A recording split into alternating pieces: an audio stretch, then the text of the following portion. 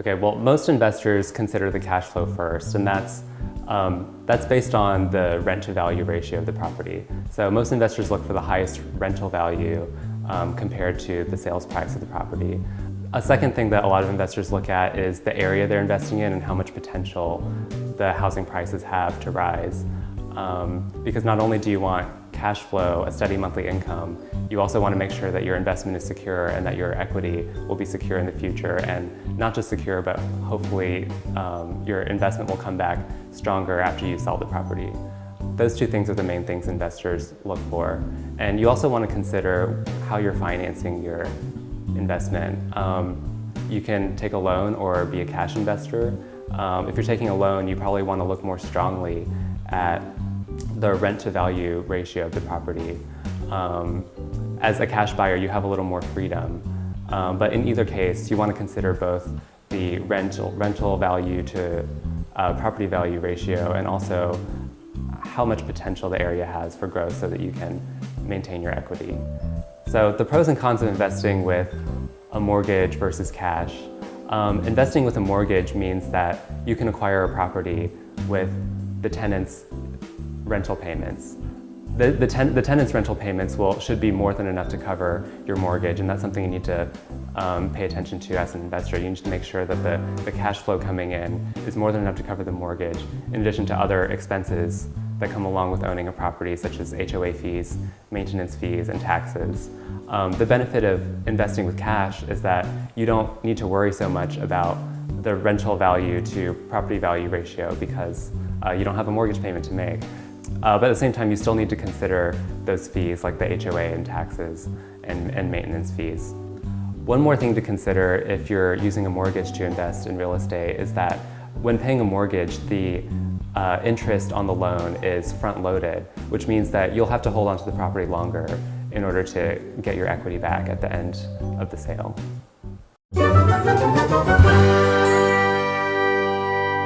So there are three types of properties you can invest in as an investor: a single-family home, a condo, or a townhome.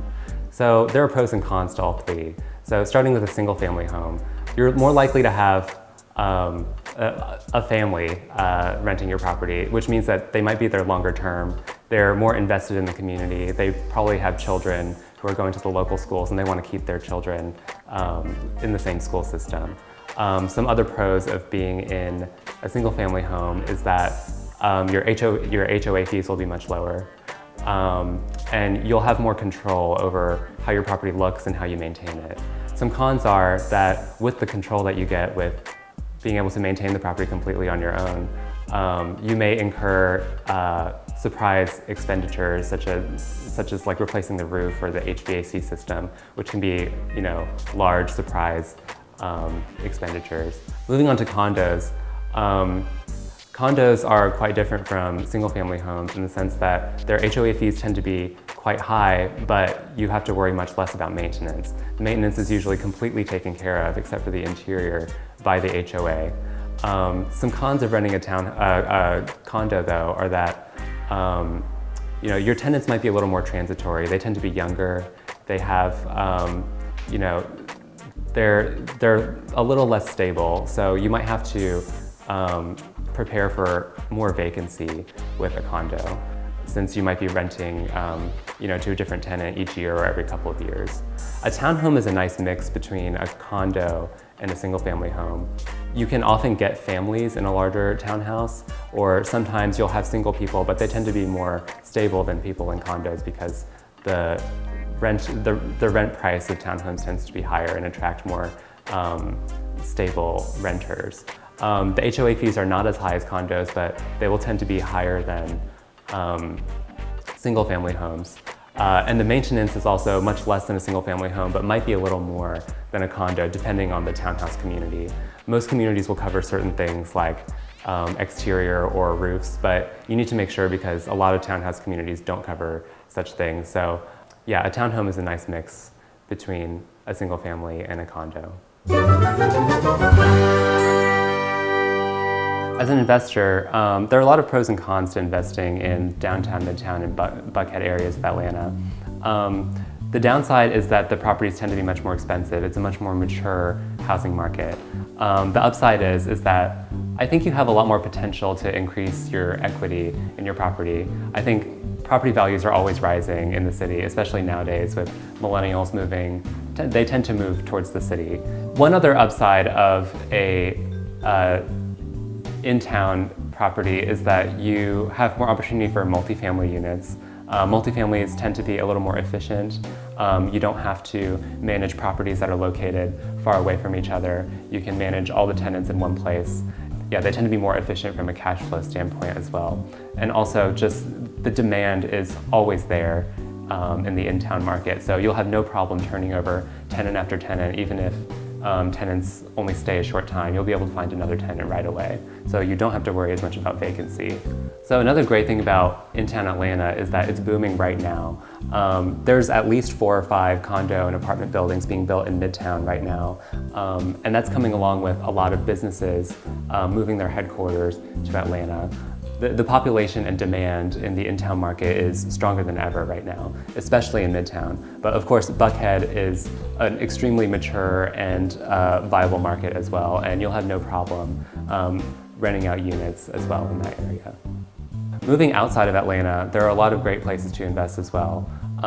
The upside of investing outside of Atlanta is that property values are a little less, which means that your cash flow might be a little higher. The rental to value ratio is a little better. But there's still really strong demand, especially on the northern border of Atlanta. The Sandy Springs area has a lot of young people, young working people who work in the city and commute. So there's a lot of great condo units that have, great rental to value ratio there. Another area that's really booming right now is the 75-285 exchange. Cumberland is here on the northern corner, and then you have Vinings just down here on the other corner. And there are a lot of I would say, starter condo units for young professional working people. So those are very stable tenants. There's always a high demand, especially as businesses continue to grow and move down to Midtown and Buckhead, Atlanta. Another great area to invest is north of the northern suburbs. So the Johns Creek and Alpharetta markets are already quite mature. So the rental to value ratio is going to be quite similar to in-town Atlanta, just because there's a large concentration of older, more wealthy clients in that area. The suburbs are expanding ever further north in Atlanta. So the Buford area has been a great value for investors for some time, but even now Buford is starting to get more mature and more expensive. So the Brazelton area is a place that a lot of my clients have been interested in lately. They've just built a new hospital. There's a very large country club called Chateau Elan, which maintains, the property values in the area. And there's a lot of new investment type of properties, smaller single-family houses, townhomes being built in the area that are very viable for an investor. And I'd say you can find some of the highest rental to return ratios in the Brazelton area. Another place a lot of my clients who are interested in investing look at is in the Decatur and Chamblee area, sort of just inside the 285 northeastern curve here. The reason why investors would be interested in this area is that the property values are still quite a bit lower than in Buckhead and Midtown, but the population is still booming. Of course, as we said, as headquarters and new job opportunities arise in Midtown and Buckhead, more people are moving closer and closer to the city. So Chamblee, I would say the eastern side of Chamblee and the northern Decatur side in this area, we're seeing a lot of new young professionals in this area, people who are interested in flipping houses. You see a lot of renovations happening in this area. So when renovating the house, of course, you want to think the most about the kitchen first and then the bathrooms. So starting with the kitchen, as an investor, you don't want to just think about your taste. You want to think about what clients are looking for right now and what kind of buyer you're looking to attract. Most renovated houses are attracting sort of young professionals, millennials in their 30s, early 40s. And that type of client is looking more at neutral palettes, cooler tones nowadays, instead of what we were seeing about 10 years ago with the beige and brown neutral tones. In addition to cool tones and clean lines. They're also looking for a little uniqueness in their home. So anything unique that you can add to the kitchen, a little twist on the minimalist space that you have, will really appeal to the modern buyer. Whether it's a special or unique light fixture, a waterfall countertop, or specialty appliances, those are things that'll really draw in the modern buyer.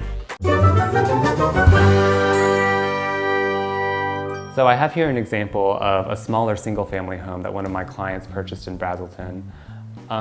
He purchased it at $204,000. He collects $1,730 per month from his tenants.